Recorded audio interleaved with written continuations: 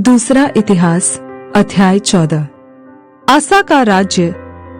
अंत में अबिय्याह मरकर अपने पुरखाओं के संग जा मिला और उसको दाऊदपुर में मिट्टी दी गई और उसका पुत्र आसा उसके स्थान पर राज्य करने लगा। इसके दिनों में 10 वर्ष तक देश में चैन रहा।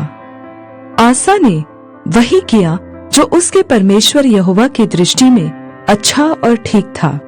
उसने पराई वेदियों को और ऊंचे स्थानों को दूर किया और लाठों को तुड़वा डाला और अशेरा नामक मूर्तों को तोड़ डाला और यहूदियों को आज्ञा दी कि अपने पूर्वजों के परमेश्वर यहोवा की खोज करे और व्यवस्था और आज्ञा को माने।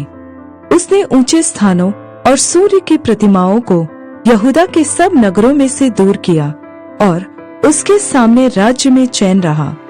उसने यहूदा में गढ़ वाले नगर बसाए क्योंकि देश में चैन रहा। उन वर्षों में उसे किसी से लड़ाई न करनी पड़ी क्योंकि यहोवा ने उसे विश्राम दिया था।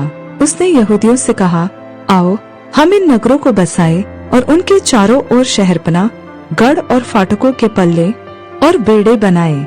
देश अब तक हमारे सामने पड़ा है क्योंकि हमने अपने परमेश्वर यहोवा की खोज की है। हमने उसकी खोज की और उसने हमको चारों ओर से विश्राम दिया है।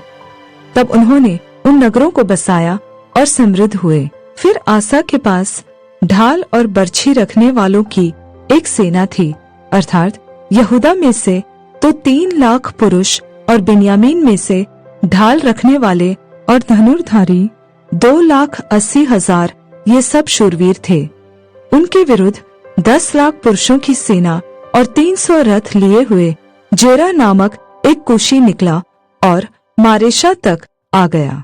तब आसा उसका सामना करने को चला और मारेशा के निकट साप्ता नामक तराई में युद्ध की पांति बांधी गई।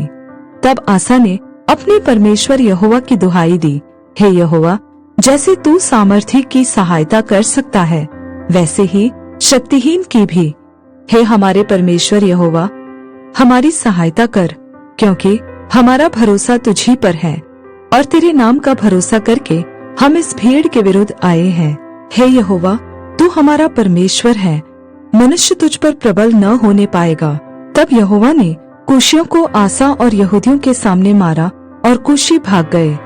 आसा और उसके संग के लोगों ने उनका पीछा गरार तक किया और इतने कूशी मारे गए कि वे फिर सिर न उठा सके, क्योंकि वे यहोवा और उसकी सेना से हार गए और यहूदी बहुत सी लूट ले गए। उन्होंने गरार के आसपास के सब नगरों को मार लिया, क्योंकि यहोवा का भय उनके रहने वालों के मन में समा गया और उन्होंने उन नगरों को लूट लिया, क्योंकि उनमें बहुत सा धन था। फिर पशुशालाओं को जीतकर बहुत सी भेड़ बकरियां और ऊंट लूटकर यरूशलेम को लौटे।